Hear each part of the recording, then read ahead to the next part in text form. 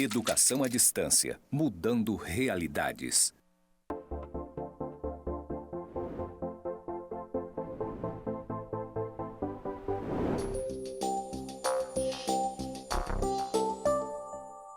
Olá, tudo bem? Eu sou o professor Valderson Amaro Lima e essa é a disciplina Empreendedorismo Governamental e Inovação em Gestão Pública. Seja muito bem-vindo, seja muito bem-vinda. Vou começar pela minha audiodescrição. Eu sou um homem pardo de 1,63 m, barba e olhos pretos, cabeça raspada. Estou vestindo nesse momento uma calça cinza, um tênis branco e uma camisa de manga longa na tonalidade azul escuro. Eu estou no IFRO, Campus Porto Velho, Zona Norte, onde ao fundo nós temos uma parede branca com pontos interligados na cor cinza e do lado esquerdo um fundo branco com as iniciais EAD, mudando realidades, na tonalidade verde. Do lado direito do vídeo, você tem a intérprete de Libras sinalizando, e este é o sinal que me representa na comunidade surda, Valderson. Vamos falar um pouquinho agora sobre inovação e empreendedorismo para a participação cidadã. A ideia é trazer para você um recorte de como a inovação ela pode ser colocada à disposição da sociedade para facilitar, e oportunizar a participação cidadã no dia a dia da gestão pública, tá? Participação cidadã é um conceito que a gente já viu em disciplina anterior, mas a gente vai aprofundar um pouquinho mais e trazer essa relação com a inovação e trazendo alguns casos práticos, de como isso se deu, tá bom? Começamos, então, destacando que a inovação no setor público, ela se refere à introdução de novas ideias, processos ou tecnologias que aprimoram a prestação de serviços e a formulação de políticas. A inovação pública ela pode ser impulsionada por fatores internos, como mudanças institucionais, e externos, como avanços tecnológicos e demandas sociais. E nós sabemos que uma das demandas sociais está relacionado justamente com a questão da governança e da participação da sociedade na tomada de decisão do dia a dia do setor público. Então, nada mais justo e interessante que algumas dessas inovações, dessas novas ideias, desses novos processos, eles sejam colocados à disposição de favorecer essa participação cidadã, de favorecer formas, de como a sociedade pode participar do dia a dia da tomada de decisão do setor público, ok? O empreendedorismo público, ele consiste, então, na adoção de práticas inovadoras por gestores públicos para solucionar problemas e criar valor social. Isso nós já vimos, em discussões anteriores. E o gestor público empreendedor é aquele que, dentro da estrutura governamental, assume riscos calculados, mobiliza recursos e fomenta ações inovadoras para os desafios administrativos e sociais.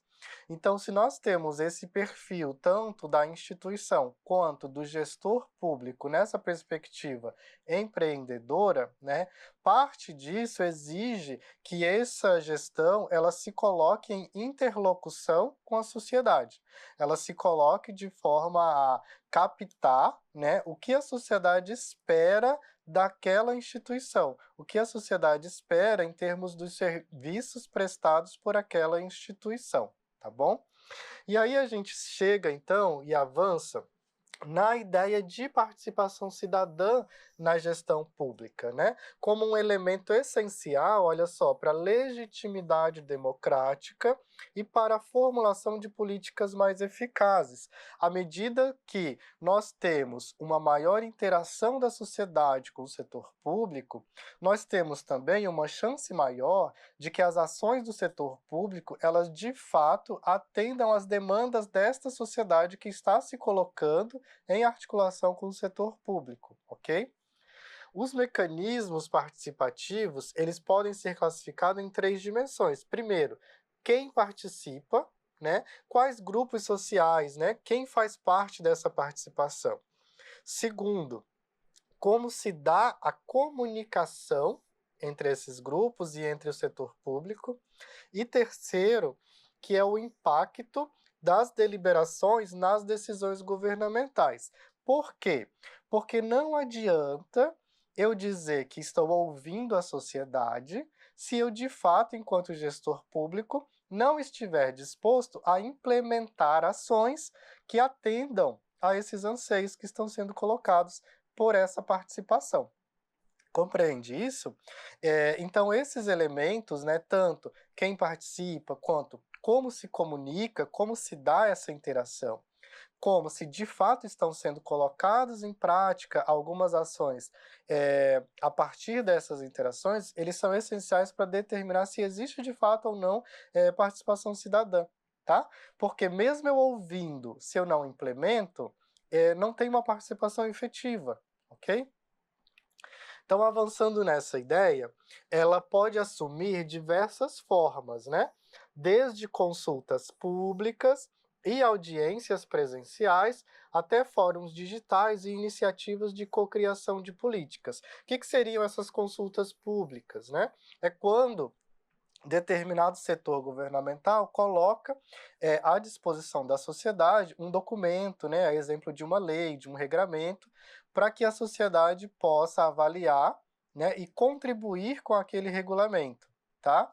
Já as audiências presenciais são espécies de fóruns, né, onde se reúnem as pessoas para poder discutir determinado assunto. Tá? Por exemplo, quando uma instituição como o Instituto Federal de Rondônia vai implementar um novo campus em alguma localidade, é obrigatório que se façam audiências públicas para ouvir da sociedade o que a sociedade espera daquela nova unidade, ok? Então é um exemplo de se fazer essa participação. Fóruns digitais, né? É uma outra forma de se fazer isso que se assemelha com as audiências públicas, porém de uma forma virtual. Qual que é a vantagem, né? Você tem a possibilidade de uma participação muito mais ampla, muito maior, né? Porque pessoas de diferentes localidades podem participar, ao contrário da audiência presencial. E também a cocriação de políticas. A cocriação de políticas, ela trata justamente da formulação de uma política pública de forma cocriada, né? O que é a cocriação? É quando você cria junto com, né? Então, determinado setor ou órgão, né, convida outros órgãos, convida representantes da sociedade para poder sentar e discutir determinada formulação de política. Como nós vamos construir essa ação a partir dessa proposição de política? E aí você constrói uma política junta, uma política cocriada, certo? A educação cívica, né, nesse contexto, ela também desempenha um papel fundamental na promoção da participação cidadã. Por quê? Né? O que é a educação cívica? É você levar para a sociedade informação a respeito de formas de participação, né? A respeito da importância dessa participação, a respeito do papel dessa sociedade no próprio direcionamento da gestão pública, né? Então, quando nós entendemos o funcionamento da administração pública, nós dizemos que nós estamos nos aprimorando em relação a essa educação cívica, que é conhecer como funciona, né, a administração pública a qual nós estamos inseridos, tá? Programas de capacitação sobre governança, olha só, orçamento público e direitos civis aumentam a conscientização e o engajamento da população, ampliando a sua influência sobre a gestão pública. Então, eu já mencionei, né, você levar informação para a sociedade, né, você participar de programas de formação, da mesma forma a questão orçamentária, que é um ponto extremamente importante, que chama a atenção, né, da sociedade, e que você tem, a partir da disseminação de informações de como funciona o orçamento público, a possibilidade de um maior engajamento nessa causa, ok? Alguns casos de sucesso, né, trazendo algumas aplicações em relação a essa questão da participação cidadã. A gente destaca na Estônia o programa e-Residência, né, que são plataformas de governança digital que ampliaram a participação e a transparência. Ele se destaca pelo uso de tecnologia para facilitar a interação entre cidadãos e governo, permitindo desde a votação online até o acesso simplificado a serviços públicos, tá? A plataforma Decide Madrid, na Espanha, né, ela permite aos cidadãos propor, discutir e votar em projetos para a cidade, ok? Então essa iniciativa ela fortalece a governança colaborativa e incentiva o engajamento da sociedade na construção de políticas públicas, tá? E no Brasil, nós temos o exemplo do orçamento participativo implementado em Porto Alegre, né, que serviu de referência para outras cidades no mundo.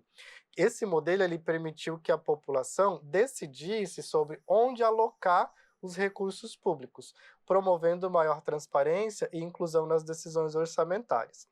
E mais recentemente, a gente tem também a plataforma GovBR, que tem sido facilitadora na comunicação com diferentes órgãos públicos, né? E no acesso a diversos serviços públicos, tá?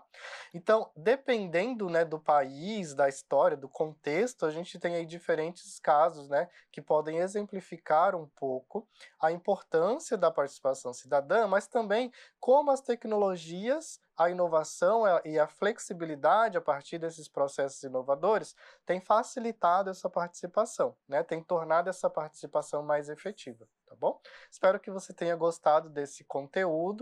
Bons estudos!